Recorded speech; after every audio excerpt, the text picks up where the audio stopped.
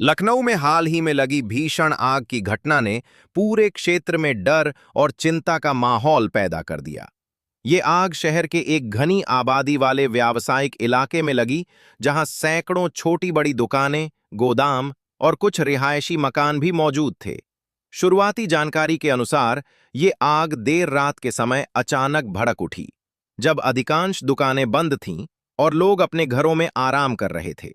प्रत्यक्षदर्शियों का कहना है कि सबसे पहले एक दुकान के अंदर से धुआं निकलता हुआ दिखाई दिया और कुछ ही मिनटों में तेज लपटें उठने लगीं।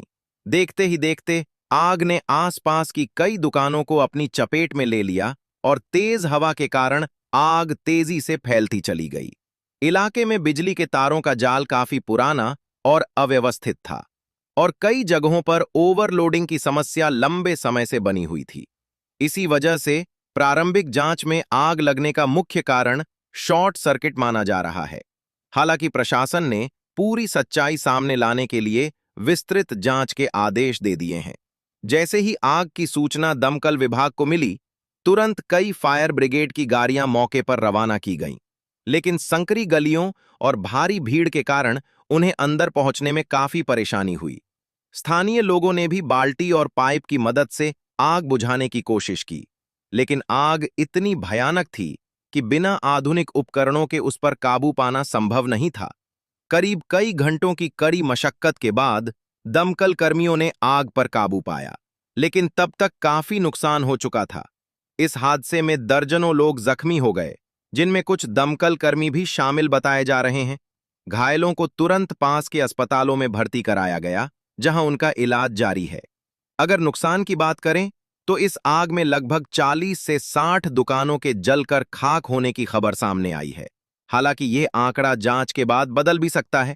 कई दुकानों में कपड़ा, प्लास्टिक और अन्य ज्वलनशील सामान रखा हुआ था, जिससे आग और तेजी से फैल गई और नुकसान कई गुना बढ़ गया। करोड़ों रुपए का सामान जलकर राख हो गया, जिससे व्यापारियों को भारी आर्थिक नुकसान झेलना पड़ा। कुछ दुकानदारों का कहना है कि अगर समय पर फायर सेफ्टी के पर्याप्त इंतजाम होते तो नुकसान को काफी हद तक कम किया जा सकता था।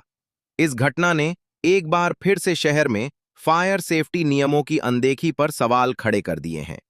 कई दुकानों में अग्निशमन यंत्र मौजूद नहीं थे और न ही किसी प्रकार की आपातकालीन व्यवस्था की गई थी। प्रशासन ने घटना के बाद इलाके का निरीक्षण किया और संबंधित अधिकारियों को निर्देश दिए कि वे सभी व्यावसायिक क्षेत्रों में सुरक्षा मानकों की सख्ती से जांच करें। साथ ही ये भी कहा गया कि जिन दुकानों में नियमों का पालन नहीं किया जा रहा है, उनके खिलाफ सख्त कार्रवाई की जाएगी।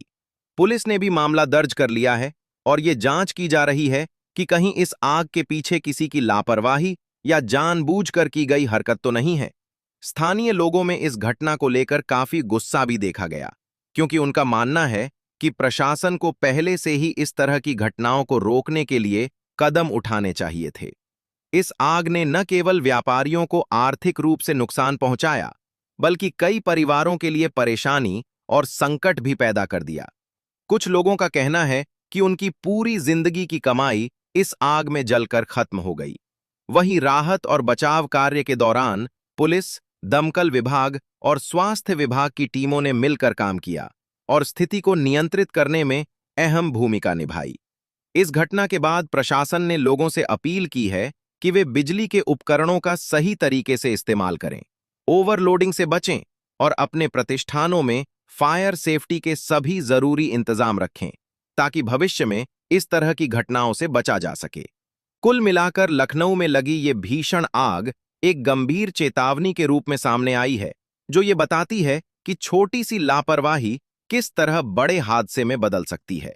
फिलहाल प्रशासन द्वारा नुकसान का आकलन किया जा रहा है और उम्मीद की जा रही है कि जांच रिपोर्ट आने के बाद आग लगने की असली वजह और जिम्मेदार लोगों के बारे में पूरी सच्चाई सामने आ पाएगी।